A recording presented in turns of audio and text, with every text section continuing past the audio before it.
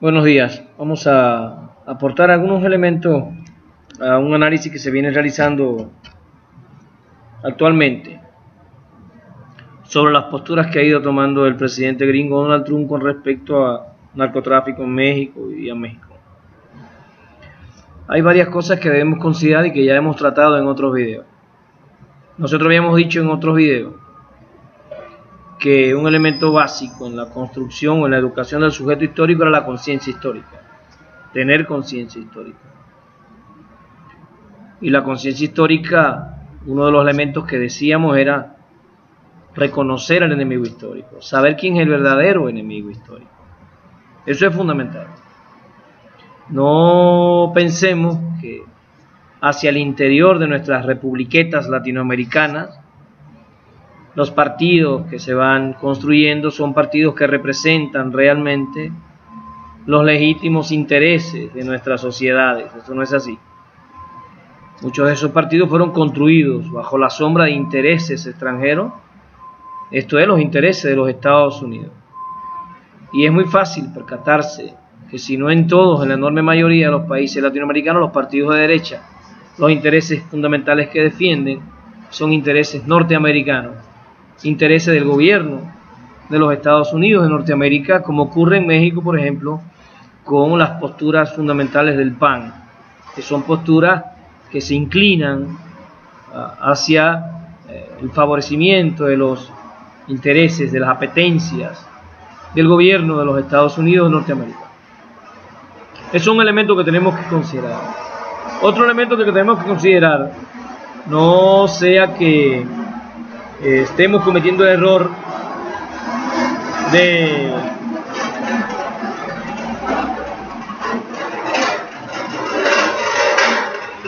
poner nuestra atención en uno solo de los fundamentos que tendrían los Estados Unidos para querer intervenir en México de forma directa, militar. Porque la intervención de Estados Unidos en México nunca ha dejado de existir y eso tenemos que reconocerlo. No sea que ahora nos asustemos.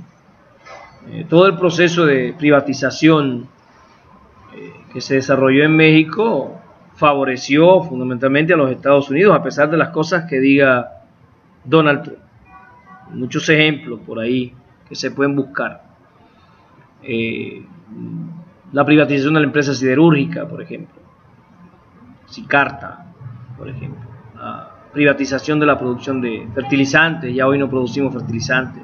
Los compramos al extranjero, fundamentalmente a Estados Unidos. El levantamiento de los aranceles a productos agrícolas que empobreció nuestro campo y hoy le compramos maíz a los Estados Unidos.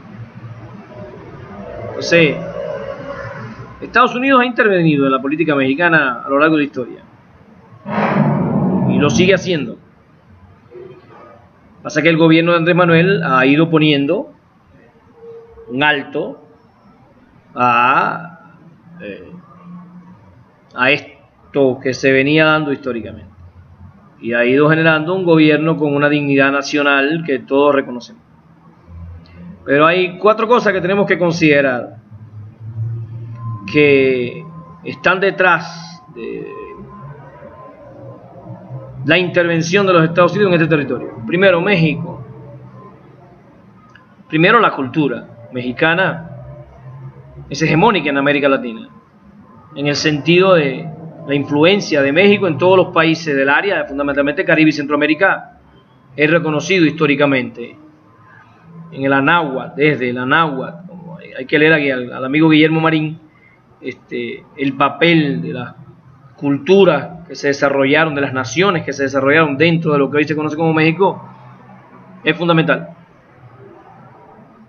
La música, la pintura, los murales, la escultura, escritores, poetas mexicanos son y están en la lista de los mejores en la historia de este continente, y eso tiene una influencia. Músicos, cantantes, bandas, etcétera, etcétera, etcétera. En segundo lugar, el tamaño del país. Estamos hablando del quinto país más grande de este hemisferio. México es un país inmenso. Cuando digo inmenso no estoy pensando en Rusia, por supuesto, pero estoy pensando, si ustedes quieren, recorten un mapa de México con todos los errores que traen los mapas, y péguenlo en Europa y verán, tendrán una idea de cuántos países de Europa caben dentro de México. Voy a dar un pequeño dato para que se considere la isla de Cuba, el país de Cuba, que es un referente emancipatorio de la liberación en este continente. La extensión territorial de Cuba ronda más o menos los 108, 109 mil kilómetros cuadrados, por ahí, me puedo equivocar en unos pocos kilómetros cuadrados. 109 mil kilómetros cuadrados sería el área de la isla de Cuba. El estado de Oaxaca nada más, en México, tiene unos 97.800 kilómetros cuadrados. El estado de Oaxaca, 97.800 por ahí kilómetros cuadrados, 90 y tantos mil kilómetros cuadrados, Oaxaca. O sea, Oaxaca es casi del tamaño de Cuba y es un estado de México. Para que se tenga una idea del tamaño que tiene México y el peso específico que tiene en la cultura de este hemisferio. El otro elemento fundamental de México sería los recursos naturales, la enorme dotación de recursos naturales de este país. Si pensemos nada más en la biodiversidad, tendríamos que decir que esta es un tarro de la abundancia. México, por poner un solo ejemplito, es el país del mundo que tiene más serpientes y más variedad de serpientes. Y esto lo digo, por ejemplo, la construcción de novedosos medicamentos contra el cáncer en Cuba se hace con el veneno del alacrán azul, que es un pequeño alacrán cubano que produce una toxina de muy baja intensidad y muy poca cantidad. Hay que tener granjas de alacrancitos para ir ordeñándolo.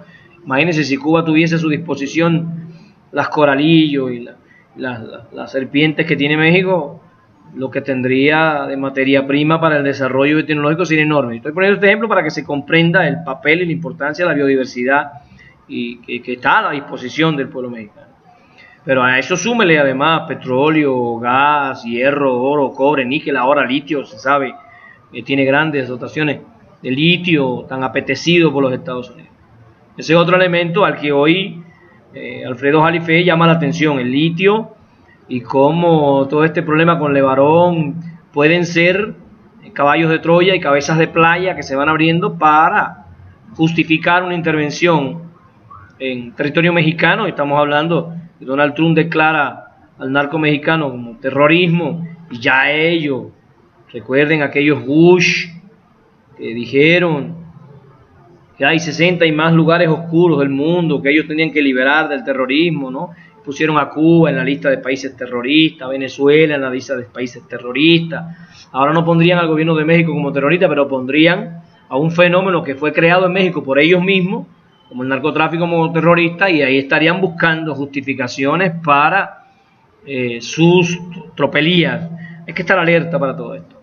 Y el otro elemento fundamental de México, yo dije 4, hablé de la cultura, hablé de la extensión del país, hablé de los recursos. El otro elemento fundamental es la posición geográfica de México. México está realmente en la puerta del infierno. Si México le cierra la puerta a los Estados Unidos, encierra al diablo ahí adentro y se le hace mucho más difícil poder extender sus tentáculos sobre el Caribe y sobre el cono sur, porque estaría México delante como un parteaguas impidiendo o al menos entorpeciendo la labor de conquista permanente que los Estados Unidos tienen sobre nuestros territorios.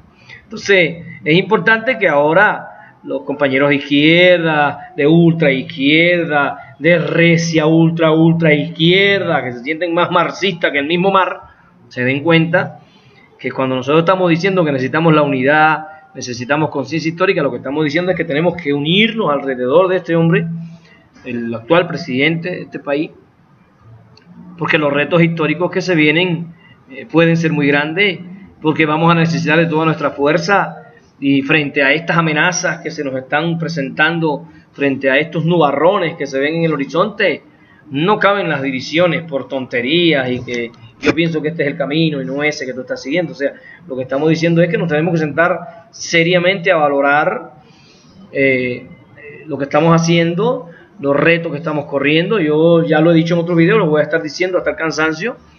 Cuando estén al tiro las refinerías y se empiece a refinar el petróleo mexicano, ¿qué intereses se van a afectar? ¿A qué país del mundo nosotros le vendemos el petróleo y le compramos gasolina?